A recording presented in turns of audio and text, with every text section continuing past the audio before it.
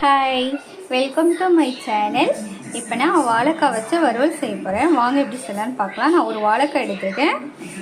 அதை தோல் கட் பண்ணிவிட்டு தோலை நீக்கிட்டு குட்டி குட்டியாக நான் கட் பண்ணிட்டு வந்துடுறேன். இங்கே அடுப்பு பற்ற வச்சு கடாயை வச்சுருக்கேன். எண்ணெய் ஊற்றியாச்சு. எண்ணெய் காஞ்சிச்சு. கொஞ்சமாக கடுகு, கொஞ்சமாக உளுந்து,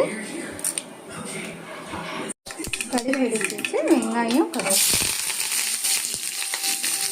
இப்போ வெங்காயம் வணங்கிடுச்சு. அது கூட வாழைக்காய், கொஞ்சமாக மல்லிப்பு, அப்புறம் இதுக்கு தேவையான சால்ட்டு. இது நல்லா வணக்கி விட்டு கொஞ்சம் மூடி போட்டு வேக விடுவோம். இங்கே மிக்ஸி ஜாரில் தேங்காய் எடுத்துருக்கேன். கொஞ்சமாக இஞ்சி, அப்புறம் கொஞ்சம் ஜீரகம், அப்புறம் கருவேப்பிலை, ஒரு பருமிளகாய். அவ்வளோதான். இதை நம்ம அரைச்சிட்டு வந்துடுவோம். வாழைக்காய் இந்த அளவுக்கு வணங்கினோன்னு நம்ம அரைச்சது அதோட ஆட் பண்ணி நல்லா மிக்ஸ் பண்ணிக்குவோம். அவ்வளோதான் கைஸ், ரெடி ஆயிடுச்சு. அதில் கொத்தமல்லி தழை தூவிடலாம். தூவிட்டு சாப்பாடோடு வச்சு சாப்பிட்டிங்கன்னா அவ்வளோ டேஸ்ட்டாக இருக்கும்.